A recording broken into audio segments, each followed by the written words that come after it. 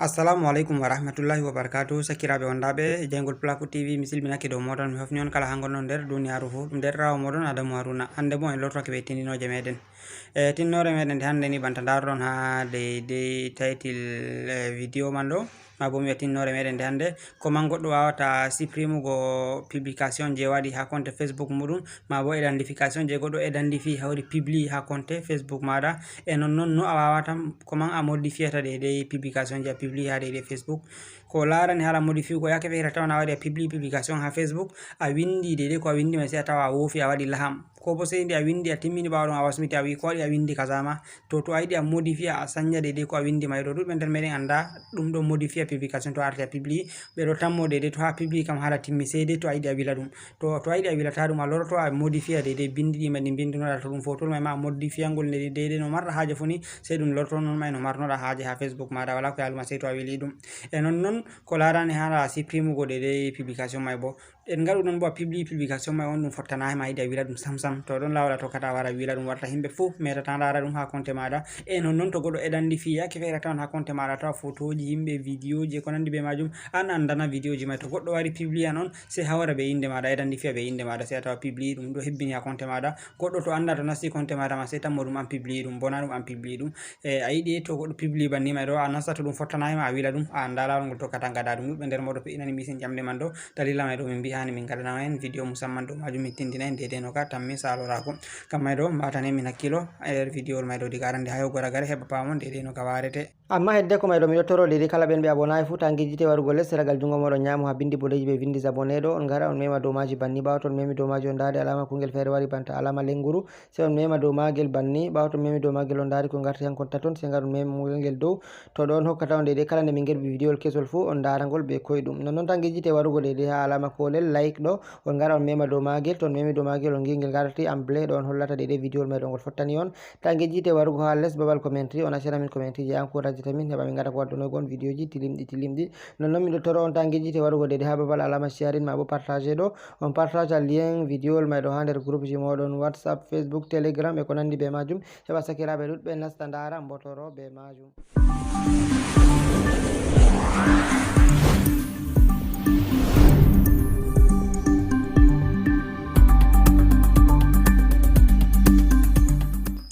arande man ɗoni to en gadi sakiraɓe nasta nder Facebook meɗen nda Facebook am banni ɓawa mi nati dow majum mi nati bo mi wari dow compte am nda ɗo ɗum compte am mi tan mi on dari compte Adam bin Harun ɗo ɗum compte am jotta mi wawan mi yaha publication deydey je mi publie to mi yiɗi mi modifia publication mai ko mi yiɗi mi supprima publication mai ko nandi be man exemple en gaɗu nda publication ɗo nda vidéo wol ngol jotta mi yiɗi mi modifia bindi ɗiɗi mi windi nda bindi ɗiɗi mi windi ɗo en gaɗu bindi mai ɗo ɗi gaɗanayam mi pasitake mi yiɗi mi modifia bindi mai mi sanja ko mi windi mai ɗo to mi mari haaje waɗugo ɗum mai ɗo sai mi wara deydey nda ha alama toɓɓon taton ɗo deydey dow je publication ma mi tan mi dari toɓɓon taton mai ɗo sai mi wara mi clica dow majum banni ɓawa to mi cliki dow majum ɗum waddanimi banni sai mi wara deydey nda ha ɓe holli supprimer mi supprima publication mai sai to wari ha dow babal supprimugo deydey publication mai on sai a wara clica dow majum banni ɓawa to a cliki dow majum a laari ɓe gaddanima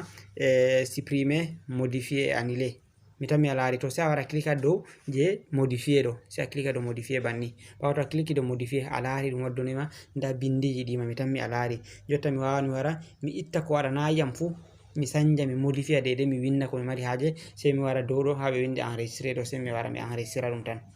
to on to a wari a modifie deydey ko marɗa haaje modifiugo man fu to ngam mai ɗo min wala ko mi mari haaje modifiugo mi waru ha mi warna en vidéo mai ɗo mi tindina en tan deydey no ɗum warate marɗo haaje waɗugo ɗum fu mi tan mi on paami nonnon ko larani hala supprimugo publication mai sam to mi mari haaje mi supprima ɗum sam bo toujours ɗo mai tan mi warata ha toɓɓon taton kon mai to mi wari mi cliki dow majum mi wari deydey ha nokkure nde ɓe bindi deydey supprimer man ɗo nda ɗum ɗo to mi wari mi cliki dow majum ni to mi wari nda ɗo ha amblé ɗo tan ha ɓe windi supprimer to mi cliki dow supprimer ɗo ni ɗum supprimake jotta kam ɗum wilake ɗum waɗi delete jotta kam mi warta mi metata mi lara publication mai ha compte am goɗɗo bo fotai lara publication mai ha compte am fayimma ɗon lawol ko ngol tokkata a wila publication je a waɗi to ɗum photo to ɗum vidéo to ɗum bindi ko ɗum ɗumejum fu ni a wila ɗum to ɗum an publie ɗum ha compte maɗa e noy to goɗɗo identifie ɗum hawri publie ha compte maɗa an anda. Jotta en loro exemple en gaɗa banta misalu nda publication ɗo nda photowol ngol ɗum photowol Salih Hassan mi tammi o ndari o publie o hawri ha be compte am misalu photowol ngol,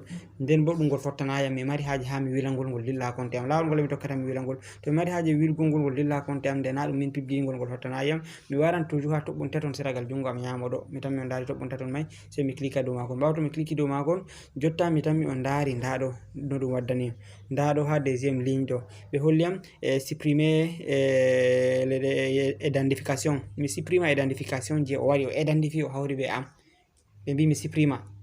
identification je o waɗi mai. To mi mari haaje ha mi supprima ɗum ni sai mi wara mi clika dow majum banni tan. Ɓawo to mi cliki dow majum ni a laari ɓe gaddani am ko confirmer ko annulé. To mi yerdake mi supprima ɗum ni sai mi clika dow confirmer man, to mi yerdake bo sai mi waɗa annulé tan. To jotta to mi yerdake mi waɗa confirmer, ngam mai ɗo min mi wala ko ɗum damiri am, na mi mari haaje wilugo ɗum ba, mi waru tan ha mi holla on. An to a mari haaje ha wila ɗum ɗo dede je goɗɗo identifie publie hunde ha compte maɗa, to a cliki dow confirmer ɗo ni ɗum wilake, to nde mi yiɗa min bo sai mi clika dow dede annulé ɗo banni, to jotta mi wilayi ɗum. To ɗon lawol koyngol ngol tokkata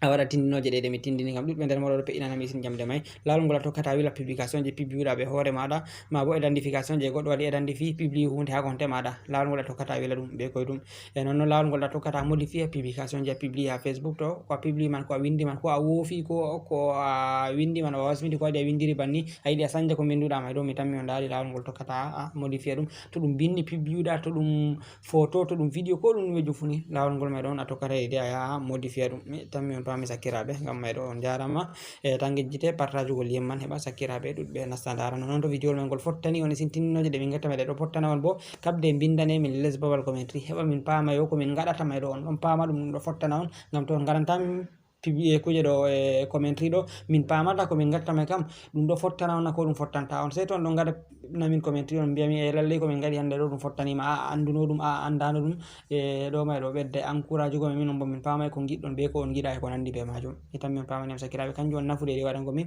ɗeɗe commentary. Non mai bo waɗa to on ɗon gaɗa commentary YouTube waɗa ko publiugo video maɗo heɓa ngol dayo, heɓa himɓe ɗuɗɓe nasta abona e nden bo ndara ɗeɗe publication ji ɗi min gatta e ko nandi be man. Mi tammi on pamani am sakiraɓe, ngam mai ɗo on jarama, sai to on potti ha video tammingol warugo yeso. Assalamu alaikum.